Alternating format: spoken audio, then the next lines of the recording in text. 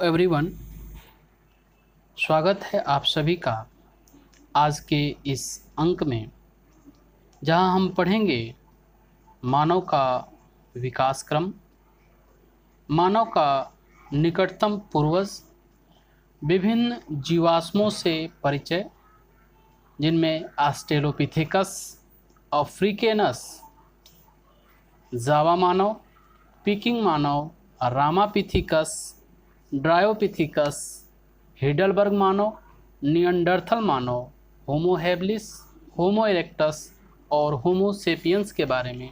साथ ही हम यह जानेंगे होमोनिड और होमिनाइड में अंतर क्या है, मानव का विकास क्रम के परिणाम स्वरूप आज का वर्तमान मानव किस प्रकार अस्तित्व में आया। साथ ही इसके द्वारा हम इन प्रश्नों का उत्तर प्राप्त कर सकेंगे कि ऑस्ट्रेलोपिथेकस अफ्रीकेनस जीवाश्म की खोज कब और किसने की, औजार बनाने वाला मानव कौन सा था, सीधा खड़ा होकर चलने वाला मानव, आधुनिक मानव या प्रज्ञ मानव कौन था, दार्शनिक मानव कौन था, सर्वप्रथम आग की जानकारी प्राप्त करने वाला मानव कौन था और मानव का विकास क्रम क्या था। तो आइए शुरू करते हैं मानव के निकटतम पूर्वज से कि मानव का निकटतम पूर्वज कौन था। 1924 ईस्वी में रेमंड डार्ट ने दक्षिण अफ्रीका के टांग क्षेत्र में ऑस्ट्रेलोपिथेकस अफ्रीकेनस के जीवाश्म की खोज की और यह निष्कर्ष निकाला कि यह ऑस्ट्रेलोपिथेकस जीवाश्म कपियों और मानव के बीच की कड़ी का एक विलुप्त कपि मानव प्रतिनिधि था। यह ऑस्ट्रेलोपिथेकस अति नूतन युग का प्रतिनिधि था। 1891 ईस्वी में एक शरीर रचना वैज्ञानिक यूजीन डुबोय ने जावा से एक जीवाश्म पिथिकेंथ्रोपस इरेक्टस, सीधा खड़ा होकर चलने वाला कपि मानव का जीवाश्म प्राप्त किया और कालांतर में ब्यूटनर जानूस महोदय ने यह निष्कर्ष प्रतिपादित किया कि यह जीवाश्म किसी कपि मानव का न होकर मानव के हैं और सर्वप्रथम उन्होंने इसका नाम होमो इरेक्टस नाम दिया। साथ ही होमो इरेक्टस स्पष्ट रूप से द्विपदगामी था, अर्थात यह दो पैरों से चलने वाला था और चीन में भी होमो इरेक्टस के इससे भी प्राचीन जीवाश्म मिले और यह सभी जीवाश्म अत्यंत नूतन युग प्लेस्टोसिन एज के हैं और इनका समय 10 से लेकर 18 लाख वर्ष पुराने हैं। यूरोप के नियंडरथल मानव का स्थान लगभग 35,000 ईसा पूर्व में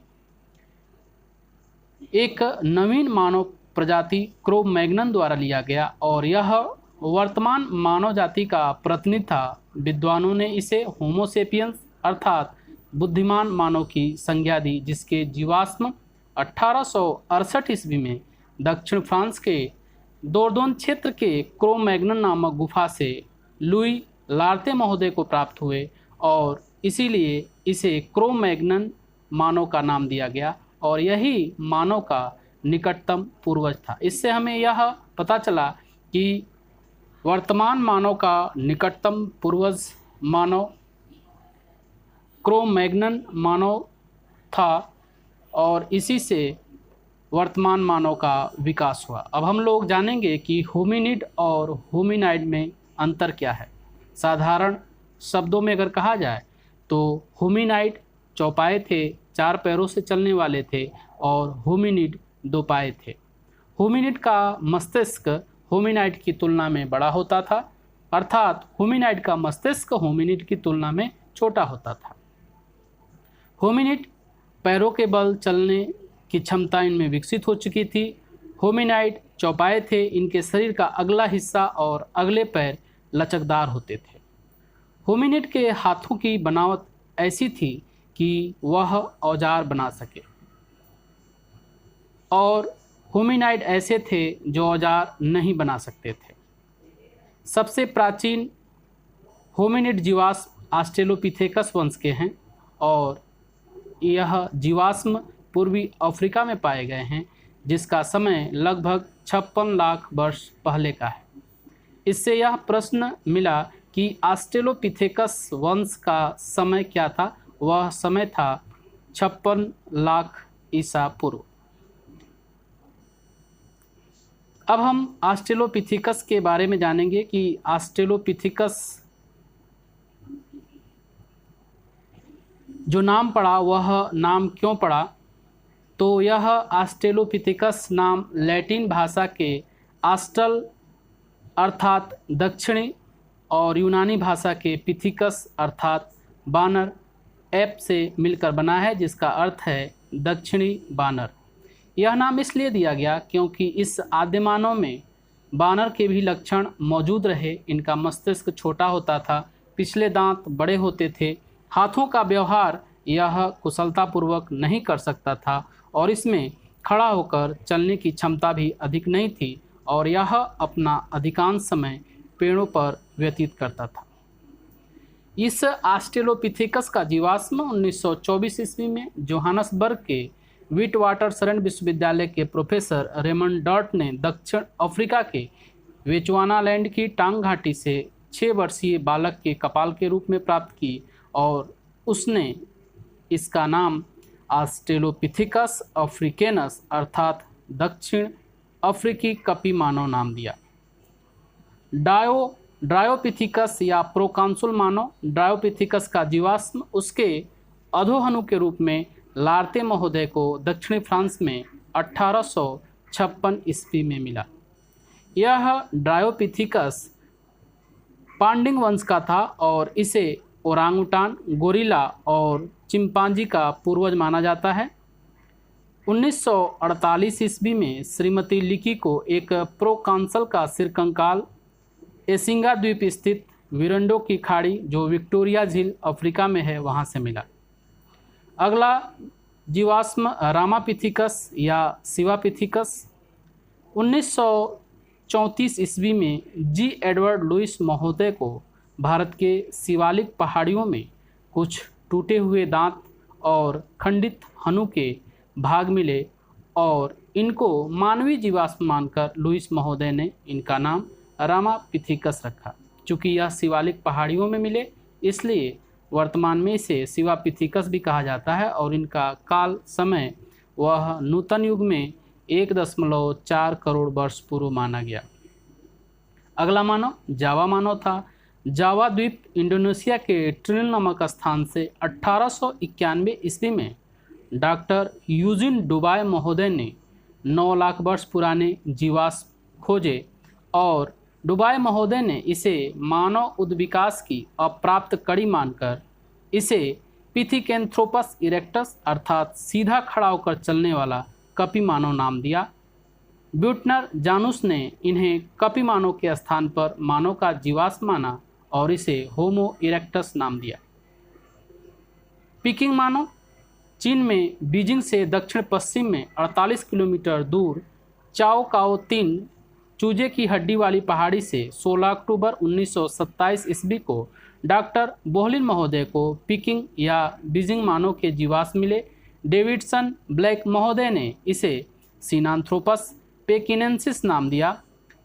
अगला जीवाश्म जिसके बारे में हम जानेंगे वह हिडलबर्ग मानव है और इस हिडलबर्ग मानव का जीवाश्म 1907 ईस्वी में पश्चिमी जर्मनी के हिडलबर्ग के निकट माउर से 4.5 लाख वर्ष पुराने होमो इरेक्टस के जीवाश्म मिले और इसे हिडलबर्ग मानव कहा गया।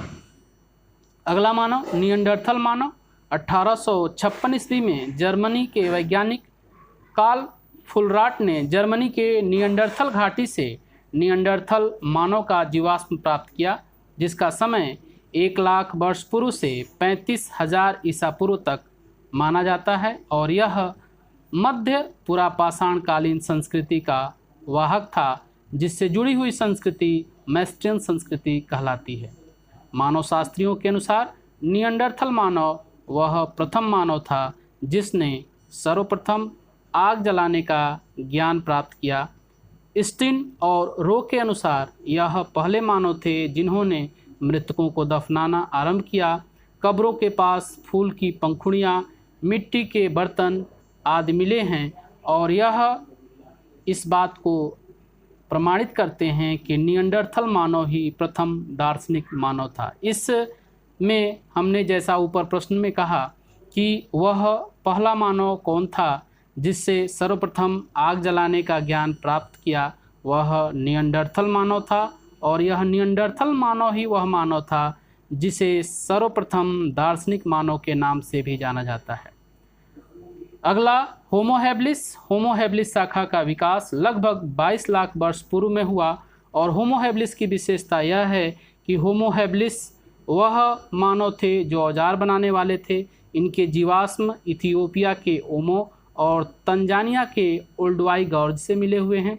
होमो इरेक्टस मानव विकास के क्रम का अगली कड़ी जिसका समय 18 लाख वर्ष पूर्व था और यह सीधे खड़े होकर चलने वाले मानव थे।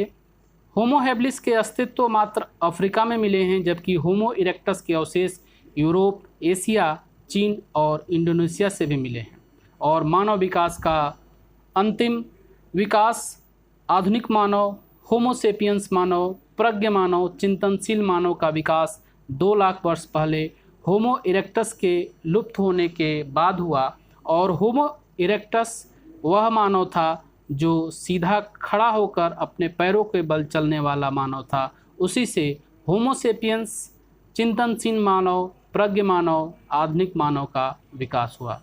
इस तरह हमने इस अंक में यह देखा कि ऑस्ट्रेलोपिथेकस, होमो इरेक्टस, होमो हैबिलिस, आधुनिक मानव, होमोसेपियंस, प्रज्ञ मानव का विकास किस प्रकार हुआ। दार्शनिक मानव कौन था, सर्वप्रथम आग की जानकारी प्राप्त करने वाला मानव कौन था, होमिनिड और होमिनाइड में अंतर क्या था और आधुनिक मानव जिसका विकास आज वर्तमान मानव के रूप में हुआ है उसका विकास कैसे हुआ।